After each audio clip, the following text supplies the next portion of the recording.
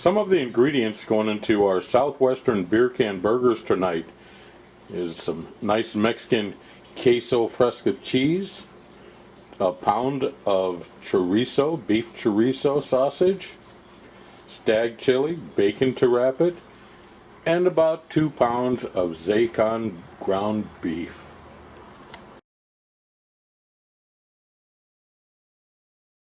Alright, you can see my chorizo sausage here, my hamburger here, and I'm just going to mix these up real well. I'm not going to add any more seasonings to the hamburger because the chorizo's already got tons of Southwestern Mexican seasonings in them, and it's very good. Here's our meat all mixed up and ready to go. These are some fine looking meatballs.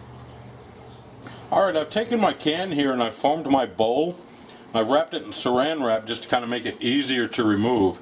Now that I've got the mold of my bowl made, I'm just going to go around and pretty it up and make it a little deeper and a little stronger, and then we're going to fill it. The basics of the bowl made now. Then we're going to fill it with chili and queso cheese and put it on the grill, and when it starts getting close to done, we're going to smother it with grilled onions and peppers, and then to top it off for serving, sour cream and salsa fresca. Yum. Alright, I've got my bowls made. They're pretty good size. They're about 3/4 pound each, and I'm doing my bacon around them. I put them on this little grate here just to keep from handling them because they're getting so big, and when I fill them with our chili, I didn't want the bottoms to fall out of them. But the bacon, I just wrapped it tight, seems to be holding the sides up. Now we're going to fill it with chili and the cheese, and we're going to go set it on the grill and sit and enjoy some adult beverages while they cook. And they're wrapped with bacon. You can't do better than that. Alright, we're ready for the chili. We just want to put a goodly amount of the chili here. We're using stag chili. It's my dad's favorite. He hasn't been with us for a few years, but I still remember how he'd have cases of this stuff sent to him. Looking good. Next, the cheese. Just work a nice pile of queso cheese in there. Just let it sit there on top. It'll kind of melt and ooey gooey down.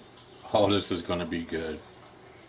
Going on to the Akorn cooker now, where temperature is right around 450. 400 was my goal. I'm a little high, trying to back it down a little bit.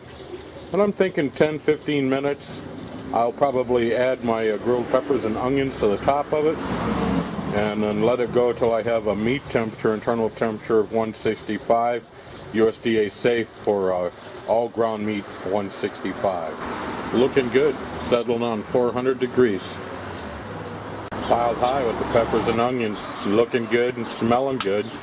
Give it another 5-10 minutes and we'll see what happens. Okay, time to pull them.